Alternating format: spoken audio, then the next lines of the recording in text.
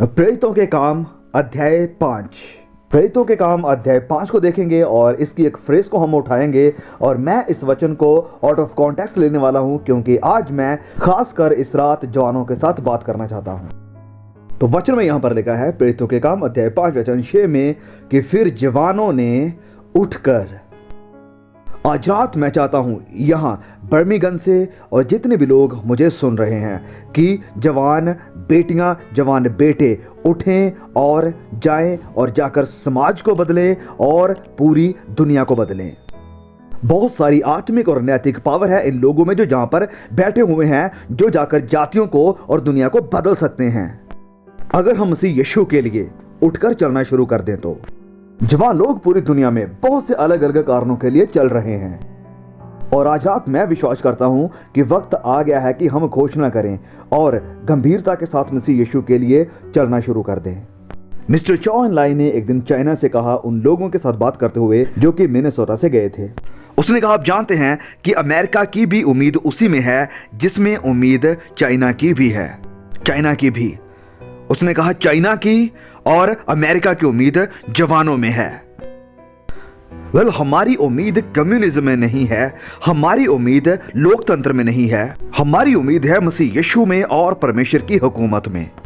वही हमारी उम्मीद है और उसी के ऊपर हमारी उम्मीदें लगी हुई हैं। लेकिन मैंने नोटिस किया कि पूरी दुनिया में जवान लोग उठ रहे हैं।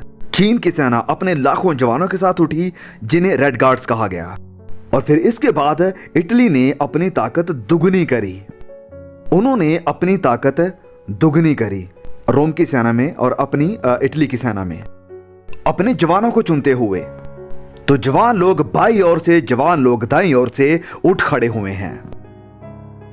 अब मेरी पीढ़ी में 30 साल पहले वह लड़े एक युद्ध में जिसमें लाखों लोग मर के नाश हो गए। जवान लोग हिटलर के लिए उठ गए थे, जवान लोग मुसोलिनी के लिए उठ गए थे, जवान उठ गए थे जापान के लोगों के लिए। अमेरिका से जवान उठे, इंग्लैंड से जवान उठे, ये सब जवान अपने हाथों में बंदूक के लिए उठे और इन्होंने एक दूसरे को मारना शुरू कर दिया और खून इतना बहा इस धरती के ऊपर कि जितना पूरे इतिहास में नहीं बहा था। लेकिन अब हम प्रार्थना करते हैं कि हमारी पीढ़ी में ऐसा कुछ ना हो। लेकिन जवान फिर से उठ रहे हैं, जवान उठ रहे हैं और ये जवान देश के मुद्दों में अपनी बात रखना चाहते हैं और ये जवान इस चीज में बात रखना चाहते हैं कि उनका देश कैसे चलेगा।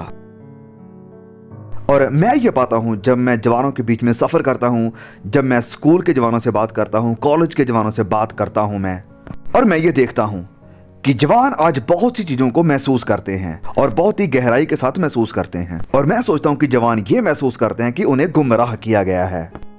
और हां, जवानों को गुमराह किया गया है। और जवानों, आज रात मैं यहां आपको बताना चाहता हूं कि हर पीढ़ी को गुमराह किया गया है और खासकर इस चीज में, क्योंकि बाइबल कहती है कि शैतान बड़ा भरमाने वाला है और यही उसका धंधा है, आपको गुमराह करना। दूसरा थिस्सलुनीकियों में उसे झूठा कहा गया है। प्रभु यीशु ने कहा वह झूठा है और झूठों का बाप है। शैतान का धंधा है आपको गुमराह करना, वह आपको भरमाने की कोशिश करता है। ये वो हर पीढ़ी के साथ करता है, ये कहते हुए कि आप अपने आप को सुख विलास के हाथों में दे दो, पैसा कमाने में अपनी जिंदगी समर्पित कर दो और इन चीजों को आपका खुदा बनने दो। ये चीजें आपको संतुष्ट करेगी और आप इन चीजों से अपने आप को खुश करेंगे। लेकिन इसके बाद यह बुलबुला फूट जाता है और जब आप जवान हैं वो आपसे ये कहता है कि तुम नशा करो। आपका मन खुल जाएगा, आपके मन में शांति आएगी नशे करने के द्वारा। लेकिन आपको जल्द पता चलता है कि आप जकड़े गए हैं और आपको पता चलता है कि आपके साथ धोखा हुआ है, आपको धोखा दिया जा रहा है। हर रोज शैतान आपके दिमाग के साथ खेल रहा है और इस काम के लिए वो दुनिया की हर ताकत को इस्तेमाल कर रहा है। और कई बार मुझे डर लगता है कि चर्च को भी तुम्हें गुमराह करने के लिए, और कई बार कलीसिया इस चीज की अपराधी है कि उसने असल यीशु को आपसे दूर रखा है। असल यीशु जो माफ कर सकता है, जो संतुष्ट कर सकता है, जो बदल सकता है, तब्दील कर सकता है, जो आता है प्यार करने के लिए और आपका हाथ पकड़ने के लिए कि आपका दोस्त बने, देखिए, शैतान तुम्हें धोखा देना चाहता है। बाइबल में उसे भरमाने वाला कहा गया है। देखिए, उसने अदन की वाटिका में हवा को भरमाया। उसने उसे गुमराह किया यह मनवाने के लिए कि अगर वो उस फल से खाती है जिससे परमेश्वर ने मना किया है तो वो परमेश्वर के जैसे बन जाएगी।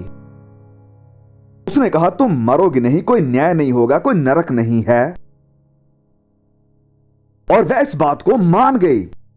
उसने झूठे का विश्वास कर लिया। तो वो पहली पीढ़ी जो इस दुनिया के ऊपर थी, उनके साथ भी धोखा हुआ, वो गुमराह हुए थे। और इंसान का परमेश्वर की महिमा से गिरना भी इसी कारण हुआ क्योंकि शैतान ने उन्हें गुमराह किया। और इस पीढ़ी में भी शैतान आपको गुमराह कर रहा है कि तुम कामयाबी पा सकते हो, तुम टॉप पर जा सकते हो, लेकिन जवानों में अकेलापन है, खालीपन है। तुम देखते हो कि कामयाबी जो आप चाहते थे, जो पैसा आपने कमाया, जो शानो शौकत आपने पाई, ये आपको पूरी तरह से संतुष्ट नहीं करती है। एरिक सीगल, जो कि प्रेम कहानियां लिखता था, एक न्यूज़पेपर में उसके बारे में लिखते हुए कहा कि वो कहता है कि मैं नहीं जानता मैं कहां जा रहा हूं, लेकिन मैं कल्पना करता हूं कि जहां कहीं भी ये होगा मैं अकेला हो जाऊंगा। मैं आपसे कहना चाहता हूं कि इस दुनिया की आशीषें परमेश्वर के बिना विनाश है। प्रभु यीशु ने कहा कि धनी के लिए परमेश्वर के राज्य में प्रवेश करना कितना मुश्किल है। उसने कहा कि लालच से बचे रहो। लिखा है कि इंसान का जीवन उसकी संपत्ति की बहुतायत से नहीं होता है। शैतान कहता है कि तुम्हें जन्म से लेकर मरने तक सुरक्षा पैसा चाहिए और तुम खुश रहोगे। मुझे याद है कैंटरबरी के एक आर्कबिशप ने एक बार कहा था, उसने कहा कि हमने अपने राज्य के लोगों की भलाई के लिए बहुत सख्त मेहनत करी और हमने इसे पा भी लिया, लेकिन यह भी हमारे लोगों को खुशी नहीं दे पाया। और भी बहुत कुछ है। आप बड़े अमीर हो सकते हैं, लेकिन अगर आपके पास परमेश्वर नहीं है तो आपके पास क्या है? तुम्हारे पास कुछ नहीं है। संत पौलुस कहते हैं तीमुथियुस को लिखते हुए कि इस संसार के धनवानों को आज्ञा दे कि वह अभिमानी यानी घमंडी ना हो। अपनी उम्मीदें उन अनिश्चित चीजों के ऊपर ना लगाओ जिन्हें पैसा खरीद सकता है। अपनी उम्मीदें मसीह यीशु के ऊपर लगाओ। प्रभु यीशु ने कहा कि पहले उसके धर्म और राज्य की खोज करो तो ये सारी चीजें पीछे आकर मिलेंगी। परमेश्वर को पहला स्थान दो, बाकी परमेश्वर संभाल लेंगे। और अगर आप पैसा, ताकत, सुख विलास को पहले स्थान पर रखते हैं तो आप गुमराह हो जाएंगे, आप खाली हो जाएंगे और आपको कमी होगी। और आज की पीढ़ी अपने आप को एक्सप्रेस कर सकती है, अभिव्यक्त कर सकती है जितना कि पहले लोग नहीं कर सकते थे। कम से कम अमेरिका में, यूरोप में और कई हिस्सों में, लेकिन बहुत सी जगहों पर आप अपने आप को एक्सप्रेस नहीं कर सकते हैं। लेकिन इस देश में आप अपने आप को एक्सप्रेस कर सकते हैं और आप एक्सप्रेस कर रहे हैं कि आपको गुमराह किया गया है। और आप दोष लगा रहे हैं गुजर चुकी पीढ़ी के ऊपर, लेकिन गुजर गई पीढ़ी भी गुमराह थी और हम एक अलौकिक ताकत के द्वारा गुमराह किए गए हैं जिसका नाम शैतान है। तो दोष उसी के ऊपर लगाओ जिसके ऊपर लगाना चाहिए, शैतान के ऊपर। और फिर दूसरी बात मैं जवानों में यह देखता हूं कि मैं जहां कहीं भी जाता हूं कि जवान लोग परेशान हैं नाकामयाबी को लेकर। देखिए, किशोर अवस्था में डिप्रेशन बहुत ही बड़ी बात हो सकती है। जब आप 16 साल, 20, 21 या 22 साल की उम्र में होते हैं तो हो सकता है कि आप बहुत ही भयानक डिप्रेशन का शिकार हो जाएं। और सुरक्षा यानी इनसिक्योरिटी को लेकर अभी तक आपने पूरी तरह से लड़कपन को नहीं छोड़ा है और ना ही अभी आप पूरी तरह से मैच्योर हुए हैं, जवान हैं और बिना अनुभव के हैं। तो हो सकता है कि आप बड़ी निराशा में हो। और हमारी पीढ़ी में, जबकि हमारे पास बहुत सारा फ्री टाइम है, हो सकता है कि आप किसी भी चीज में व्यस्त ना हो। अगर आपके पास कोई निशाना नहीं है या कोई इरादा नहीं है या कोई मकसद नहीं है, कोई मीनिंग नहीं है जीने के लिए, तो हो सकता है कि आप किसी भी चीज के साथ व्यस्त ना हो और आप अंदर से पूरी तरह से खाली हो, और जिसके कारण आप पूरी तरह से निराश हो सकते हैं। तो कई बार तो आप डिप्रेशन में होते हैं और कई बार आप अहंकार में होते हैं, अहंकारी, और आप दिखाने की कोशिश करते हैं कि आप ये हैं, आप वो हैं, आपका इतना बड़ा रुतबा है। कुछ छोटे मोटे ऐसे काम करके कि लोग आपकी तरफ आकर्षित हों, आपकी जो छोटी सी दुनिया आपने बनाई है उसको देखें। लेकिन मैं आपको ये सच्चाई बताता हूं, बाइबल कहती है कि हम गुनहगार हैं, और मैं ये विश्वास करता हूं कि जवानों को सच्चाई बताना बहुत ही जरूरी है। और मैं समझता हूं कि जवानों को यह सच्चाई बड़ी ही सफाई से बतानी चाहिए। सच्चाई क्या है? सच्चाई यह है कि आपने एक घातक बीमारी को विरासत में लिया है और यह आपको खत्म करेगी। और उस बीमारी को पाप कहते हैं। वो बीमारी है एक आत्मिक बीमारी। और पवित्र बाइबल हमें बताती है कि पाप की मजदूरी मौत है। अब आपको यह बीमारी है और इसका कोई भी इलाज नहीं है। आप किस बीमारी का? यह आप सबको मारेगी। इंसानों के लिए एक बार मरना नियुक्त है और इसका एक ही इलाज है, एक ही पक्का इलाज। और यही कारण था कि प्रभु यीशु इस धरती पर आए। वो आए और अपना लहू बहाया। यह इलाज है जो पिता ने आपके लिए मुहैया किया है। सिर्फ यही एक इलाज है उस बीमारी का जो हम सबको है। आपको यह बीमारी है, भले चेहरा आपका सफेद है या काला है या भूरा है या पीला है। आप चाहे कोई भी भाषा बोलते हो, एशिया की, अफ्रीका की, आप कुछ भी हैं या आप कोई भी हैं, यह बीमारी आपको है और यह आपको मार डालेगी। यह आपको शारीरिक तौर पर मारेगी, आप मर जाएंगे। यह आपको आत्मिक तौर पर मारेगी, क्योंकि आपके मरने के बाद आपकी आत्मा अनंत के लिए, हमेशा के लिए नरक की आग में जाएगी, प्रभु यीशु की शिक्षा के अकॉर्डिंग। एक खोई हुई आत्मा सदा के अंधेरे में घूमती रहेगी, दूर, परमेश्वर से दूर, अपनों से दूर, हर एक भली, अच्छी, प्यारी चीज से दूर। प्रभु यीशु ने इस जगह के बारे में कहा कि वो नरक है। और आप में से बहुत से ऐसे लोग हैं जो अभी भी खोए हुए हैं और नरक की जिंदगी जी रहे हैं, यहीं पर नरक। और अगर आप मसीह यीशु से बाहर हैं, बाइबल कहते हैं कि आप इस बीमारी के शिकार हैं और पाप की मजदूरी मौत है। हर जान जो गुनाह करती है मरेगी। आपके ऊपर मौत की सजा है और आप बस फांसी दिए जाने का इंतजार कर रहे हैं। और इसका इलाज सिर्फ एक ही है, एक ही अमृत जल, एक ही दवाई जो काम करेगी। इसकी गारंटी परमेश्वर देते हैं। मैं जानता हूं यह काम करेगी। इसने हर पीढ़ी के हजारों लाखों लोगों के लिए काम किया है जिन्होंने मसीह यीशु के ऊपर विश्वास, भरोसा रखा है। यह आपके लिए भी काम करेगा अगर आप यीशु पर विश्वास करें। हां, शायद आप नाकामयाबी को महसूस करते हो। तो जब आप ऐसा महसूस करते हैं तो आप क्या करते हैं? कुछ लोग गलत कामों की तरफ चले जाते हैं। एक दिन मैंने न्यूज़पेपर में पढ़ा लिखा था कि बिली ग्राम कहते हैं कि सेक्स करना पाप है। यह झूठ है। मैंने ये अपनी जिंदगी में कभी नहीं कहा। सेक्स की वजह से ही मैं आज रात यहां पर हूं। और आप भी। बाइबल सिखाती है कि सेक्स पाप नहीं है, लेकिन यह इसका गलत इस्तेमाल करना पाप है जब हम इसे मिसयूज करते हैं।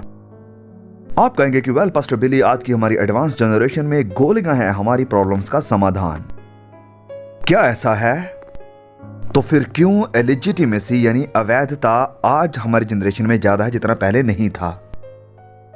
तो फिर क्यों वीडी महामारी की तरह पूरे देश में फैल रही है और एक बहुत ही भयंकर बीमारी बन चुकी है हमारे देश अमेरिका में?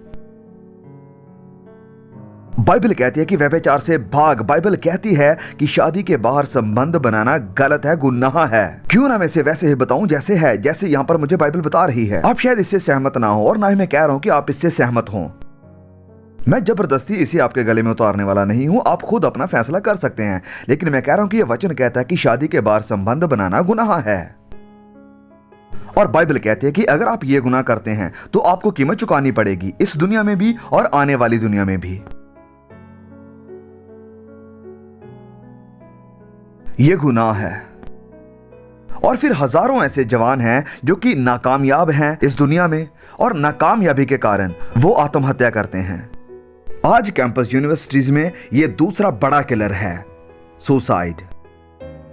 फिर कुछ नशे में चले जाते हैं। मैंने एक दिन पढ़ा कि अमेरिका के 6% जवान बहुत ही सख्त नशे का शिकार हैं। मेरे लिए यह विश्वास करना मुश्किल था। और इलाज कोई नहीं है। अमेरिका की हुकूमत $65,000 खर्च करती है एक नशेड़ी को ठीक करने के लिए, और सिर्फ 1% ही हैं जो बच जाते हैं, ठीक हो जाते हैं। और ये सिर्फ अमेरिका में ही नहीं, वरन यूरोप और पूरी दुनिया में है। और ये बड़ी अद्भुत बात है। चाइना में वो कहते कि यहां नशा नहीं है, जवान वहां नशा नहीं करते क्योंकि वहां अनुमति नहीं है।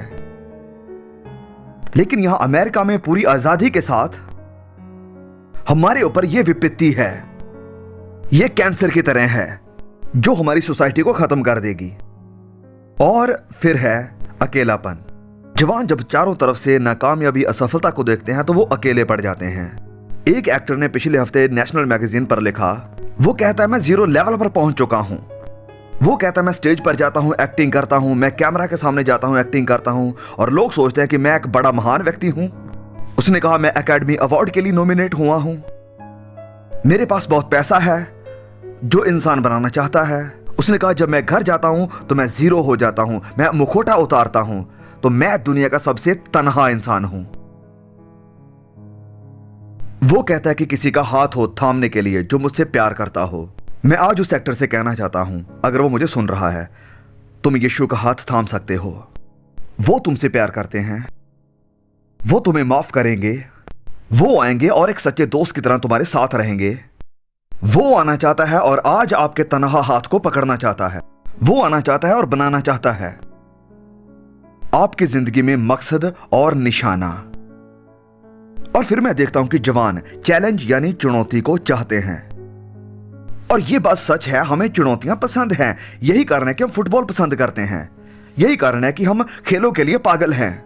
हम चुनौती चाहते हैं, इंसान बना ही ऐसा है।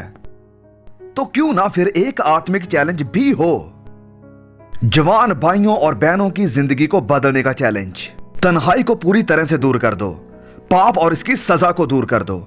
और क्यों ना प्रभु यीशु के पीछे चलने का चैलेंज स्वीकार करें और दुनिया को बदल दें, नफरत को हटा के प्यार के साथ। कितना बढ़िया चैलेंज है आज रात ये।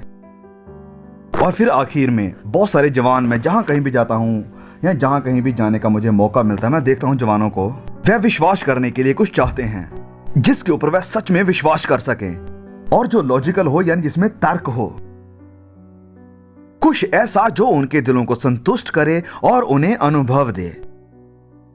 नशे का अनुभव नहीं, वरन आत्मिक अनुभव जिसे वे हर रोज अनुभव कर सकें। मैं आपको बता दूं कि अगर आप यीशु के पास आ गए तो आपने इसे पा लिया। और इसके लिए आपको बड़े ज्ञानी होने की, बड़े पढ़े लिखे होने की जरूरत नहीं है। आप एक बच्चे की तरह विश्वास करके उसके सामने आ सकते हैं और आपको मसीह का अनुभव होगा। आप उसे अपने साथ पाएंगे, अपने साथ महसूस करेंगे। और यह कितनी खूबसूरत बात है, अपने साथ हर दिन उस ताकत को पाना, मजबूती को पाना, सदा के आनंद को पाना। मायने नहीं रखता कि हालात कैसे हैं। हो सकता है आप हॉस्पिटल में हो, आप कहीं भी हो, आप जयवंत हो सकते हैं। सारी निराशा के ऊपर, चिंताओं के ऊपर, सारी शारीरिक मुश्किलों के ऊपर इस बड़ी ताकत के साथ, पवित्र आत्मा की ताकत जो आपके अंदर रहता है। मैं आपको बताना चाहता हूं कि कई बार ऐसा होता है कि मैं प्रभु यीशु को अपने पास महसूस करता हूं। ऐसा लगता है कि जैसे वो मेरे पास ही बैठे हैं, बड़ा आनंद महसूस होता है। कई बार ऐसा लगता है कि खुशी से चिल्लाऊं हालेलुया।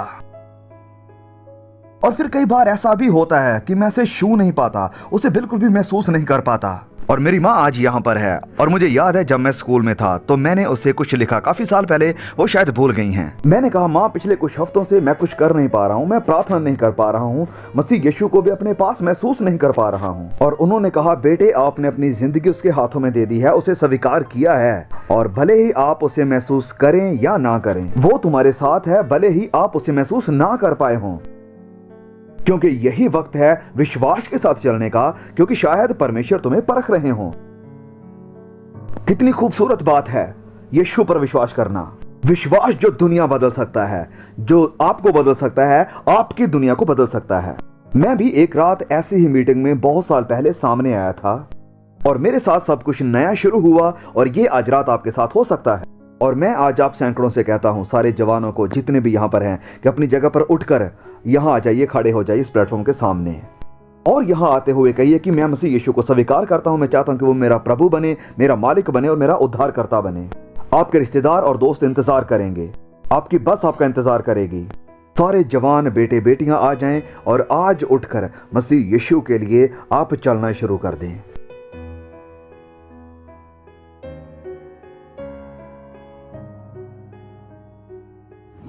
जैसे कि आप देख सकते हैं, आप जो ऑनलाइन देख रहे हैं कि यहाँ पर हजारों जवान आ रहे हैं और यहाँ सामने आकर खड़े हो रहे हैं, मसीह यीशु के लिए कमिटमेंट कर रहे हैं। और ज़्यादातर जवान हैं ये, वो कह रहे हैं कि वह अपना विश्वास, अपना भरोसा मसीह यीशु के ऊपर रखते हैं।